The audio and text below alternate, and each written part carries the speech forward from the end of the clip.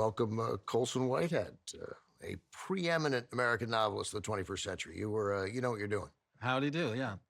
Excited to be here. Well, we're happy to have you. We are specifically here at the Allianz, New York's Florence Gould Theater in Midtown, a beautiful theater and clearly a great place to watch a movie. You're here for 2 for 1. You've programmed a double feature. We're going to start with Treasure Sierra Madre, wrap it up with The Killing. Before we get there, most famous book for most people of Colson's is probably Nickel Boys, a major motion picture, and you won a lot of awards for it. Nickel Boys, Underground Railroad, and I just finished a crime trilogy, so I think it's in keeping with our movies today.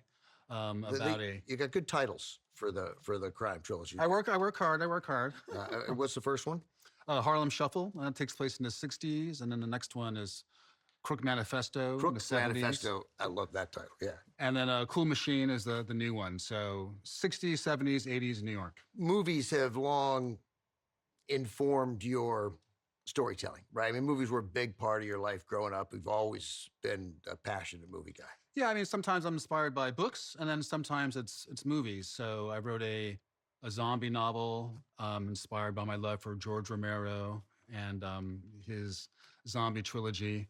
My last couple of books have been inspired by lo-fi 70s crime movies like Taking a Pelham 123, a great New York movie, The Outfit, and then, of course, some of the earlier heist movies, Rififi, Asphalt Jungle, and then The Killing. So you set a bunch of choices, and you even picked the theme for each of them. Yeah, this one is greed / sweaty white guys. And then there's greed and sweat. Hold on, let's pause on greed / sweaty white guys. It's good. Well, the movie coming up, Sierra Madre, the sweat budget alone must have been astronomical. So that struck me. I thought Walter Matthau, he has in the 70s, he has Charlie Varick and Taking a Pelham 123. He was an unlikely action hero. I think you picked 6 potential double features. I have a lot of time on my hands, and I'm glad you took the time to read my long email. I would do every one of those 6 with enthusiasm. All right, next year. So, yeah, we got to have you back. It was so good. So, all right, so we end up with Greed, Sweaty White Guys, and we're starting with Treasure Sierra Madre. Set in 1925 in Mexico. Humphrey Bogart, we open on him. He's struggling, can't get a job. He's constantly begging John Huston, who's an actor in the movie, asking him for money. Eventually meets up with Walter Huston and Tim Holt, and they go out gold prospecting. And the good news is they find gold, but in this case, it's maybe not such great. It's more complicated. It's more complicated than that, yeah. What draws you to this film? Remembering the first time I came across it, even though it was black and white and I was a teenager, I stuck with it. And immediately you're transported into this world of concrete moral peril. Yeah. The protagonists are down their luck. They're in Mexico. They're looking for a way out, and immediately we're sort of sucked into their journey. Yeah, they learn that gold prospecting may just be the thing, but all that gives them a different life. But we're told flat out by the veteran prospector, Walter Huston, that it's hard. We probably won't find it, and if we do find it, it will mess you up for life. I've dug in Alaska and Canada and Colorado. I was with the crowd in the British Honduras, where it made my fare back home and almost enough over to cure me of the fever I'd caught. Dug in California and Australia, all over the world practically. Yeah, I know what gold does to men's souls. He's very skeptical, even though he's singing the gospel of gold. And when Bogart in the movie does go on about gold, he gets very excited about what he's going to spend it on, and we'll zoom in on his face. And Walter Huston is sort of watching, now we're going to be in some stuff. It happens every time.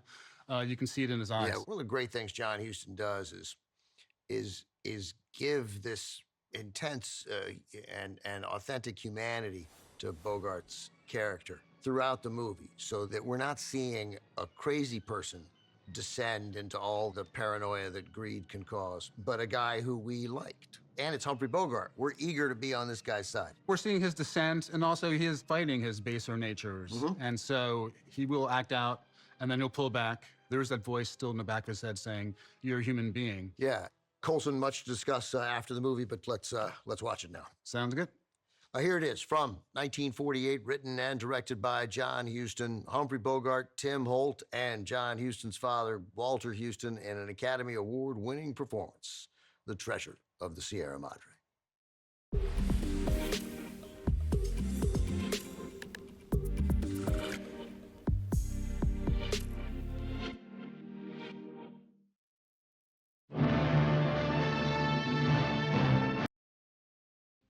Welcome back to novelist Colson Whitehead. He picked tonight's double feature. We just saw the first film, Treasure Sierra Madre, 1948. John Huston directing Humphrey Bogart, Tim Holt, and his father, Walter Huston. Walter Huston won an Oscar for that performance. The movie was nominated for Best Picture, didn't win, but it did win for Best Screenplay, John Huston, Best Director, John Huston. Those were his sole Oscar wins.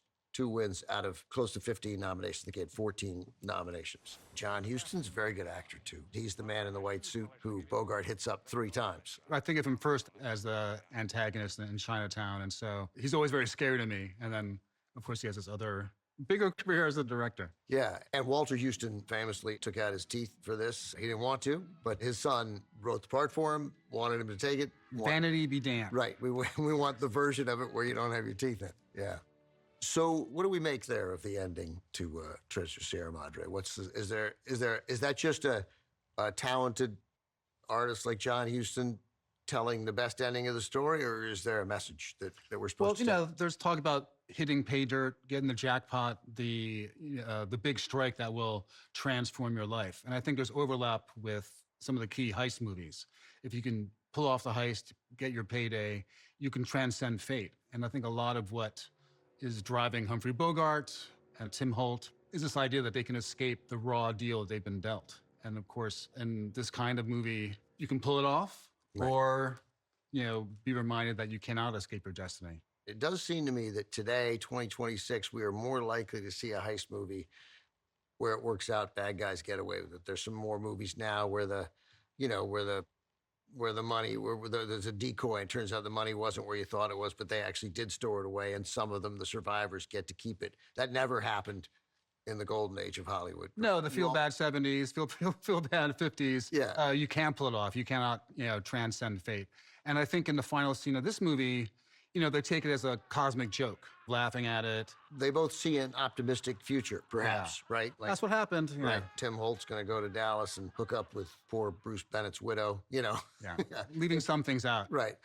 Leaving some things out. And Walter Huston has it, he's got it made, right? All of a sudden. Never went to medical school, and yet is now Sure. practicing physician. Yeah, apparently all you need to do when a kid is sick like that, just keep moving his arms. Sure. Yeah, but then they're better off for not having the gold.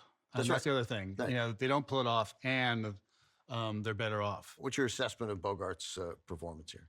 It's one of the first things I think I ever saw him in, and even now, decades later, it's amazing. The places he can go from scene to scene, just in his physicality. I mean, he's like sort of clawing himself, and he's always doing something. Anxiety is like coursing through him the entire time. Anxiety and excitement. And excitement, that's right. Colson, great choice. Thanks for picking it. Always great to see it. Colson and I are not done for the evening. We'll be back momentarily with another film featuring sweaty white guys. And Greed from 1956. Stanley Kubrick directs a cast led by Sterling Hayden in The Killing. That is next on TCM. Next on TCM, The Killing, then Blues in the Night, and later, The Street Fighter. Sonny Chiba pulls no punches tonight.